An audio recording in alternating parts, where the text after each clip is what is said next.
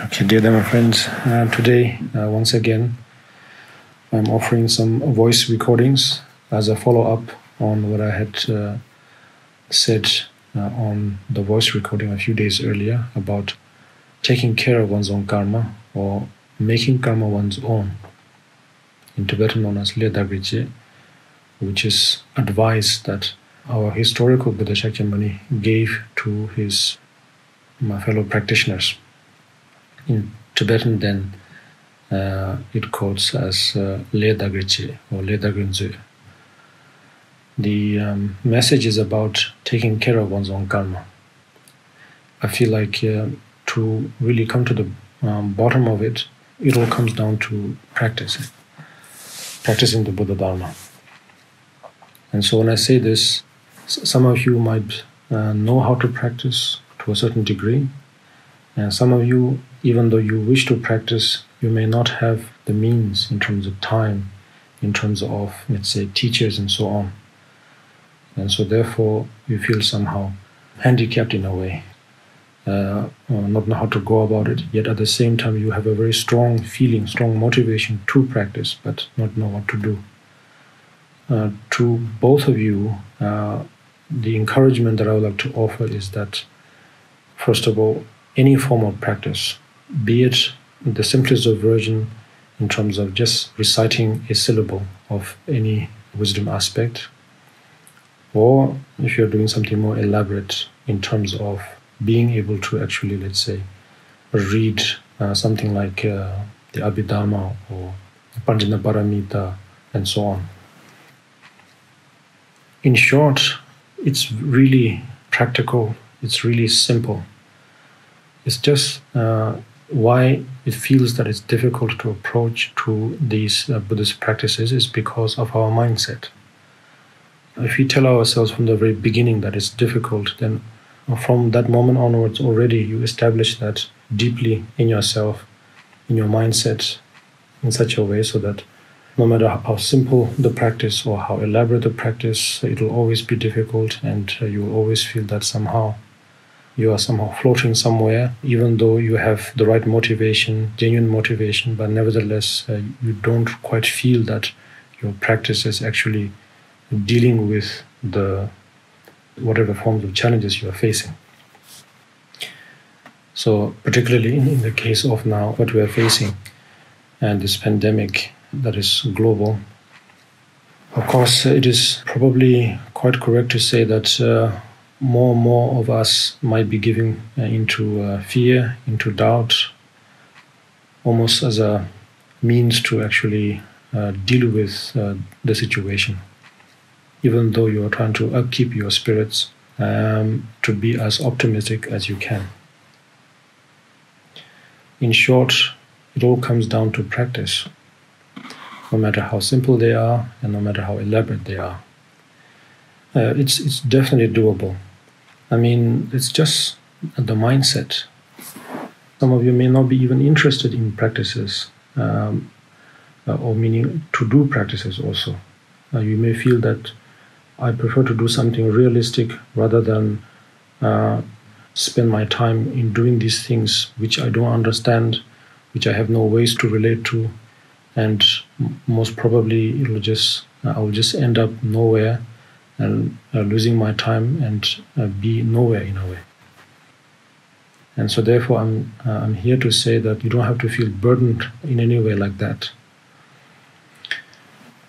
Simple as a practice of Tonglen, as simple as the practice of recitation of the 6 syllables of Jenrezik, the Buddha of Compassion.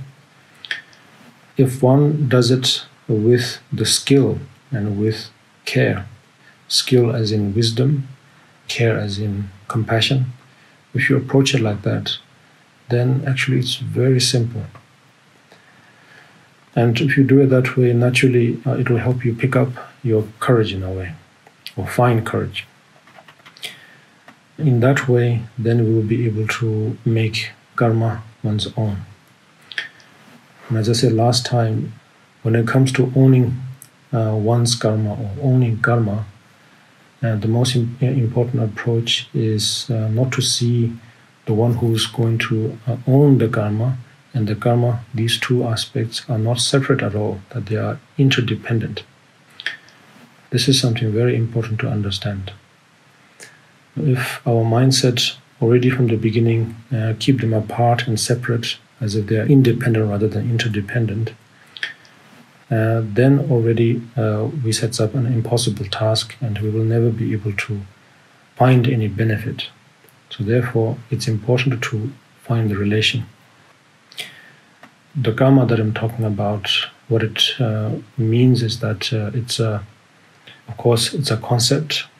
To even zoom in on it a little bit more, it's basically a word.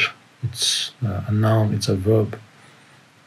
And through this conceptual means, we will be able to understand this force or nature of change, this flow of change, flow of living and dying, flow of up and down,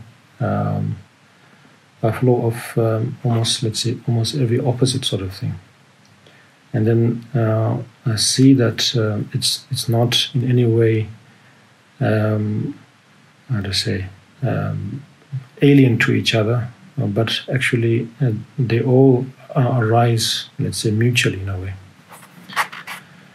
So karma, in this case, describes that aspect of change, which can be described as to having a form of cause for the sake of understanding, for the sake of communication, that as if they're having a kind of cause and some form of condition, and having some form of effect or a result according to those causes and conditions. But nevertheless, they are not absolute at all.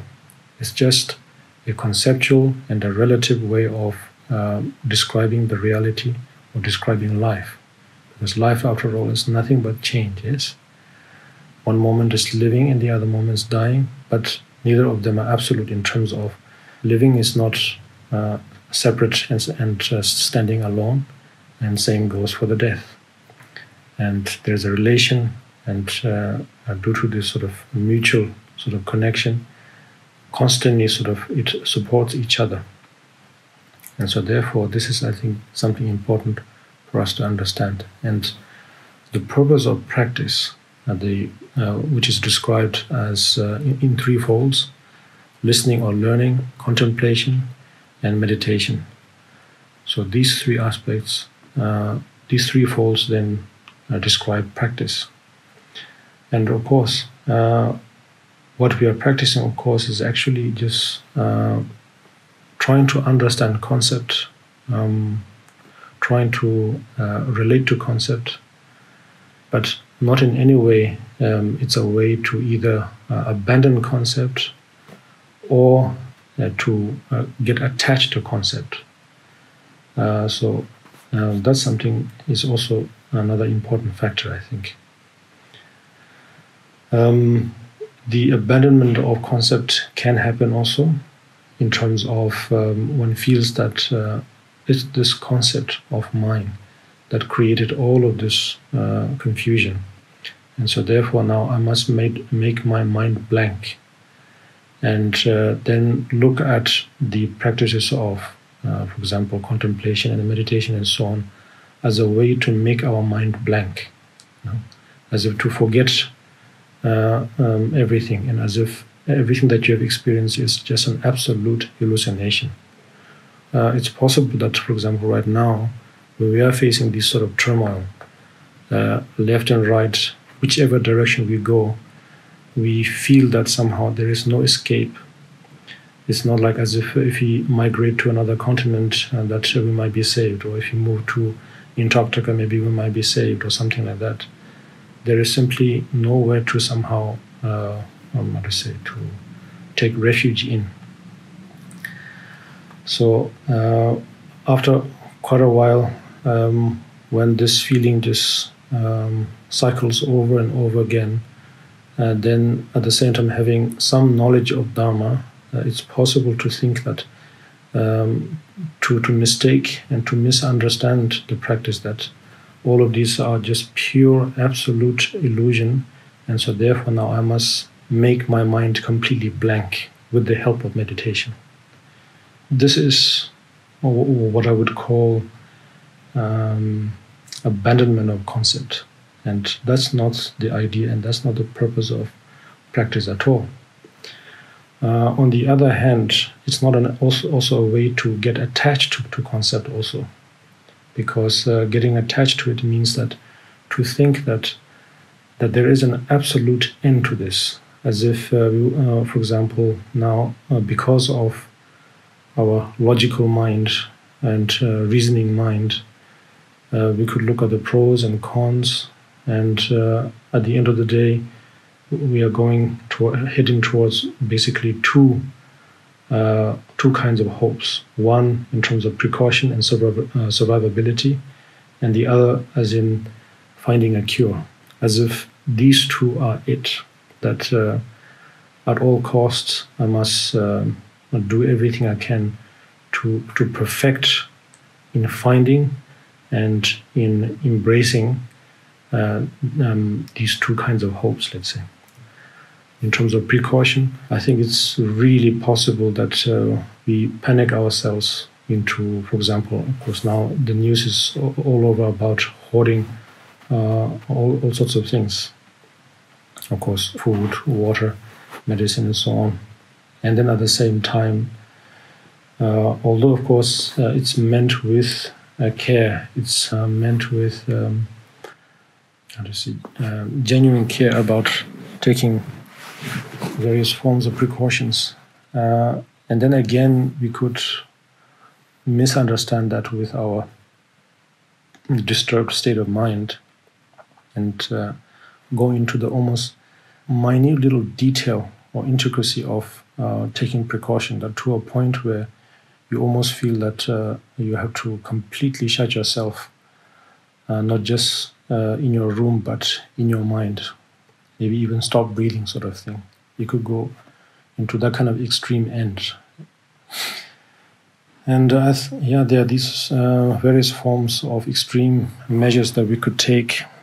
And similarly, in terms of the vaccination or cure, that if you are able to find, it's possible, of course. Anything's possible.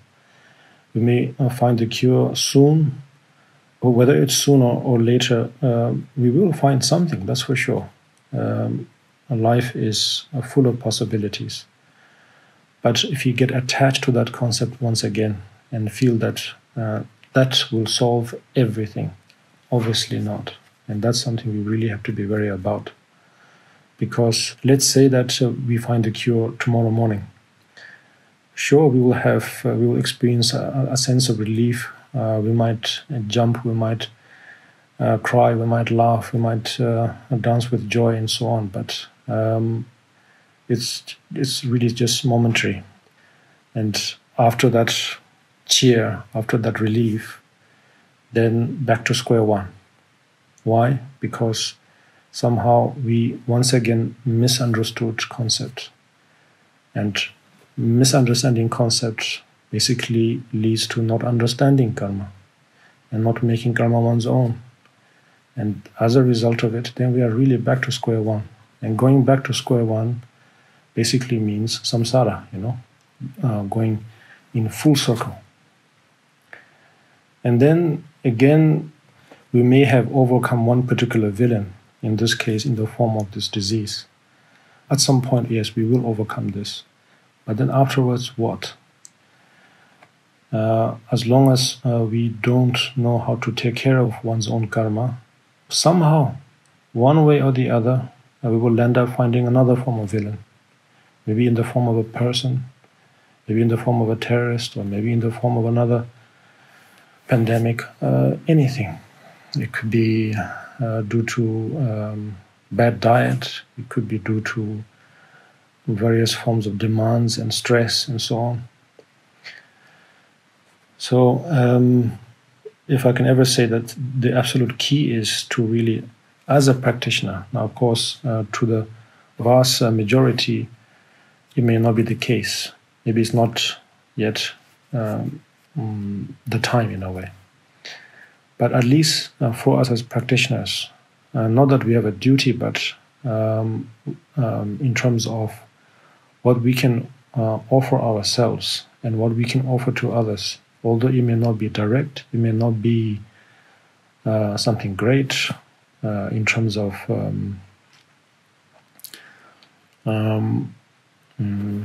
even our appreciation may really not mean anything at all at the end, but appreciation for others' hard work. But nevertheless, if one of us, or a few of us, or of course all of us as practitioners, if we can make use of this moment, if we can make use of this stressful time in a way so that we finally understand change by being able to embrace karma, by being able to acquaint ourselves well with concept, then I think it's a life well lived. Whether we survive from falling ill, survive from dying and so on or not, it doesn't really make much of a sense.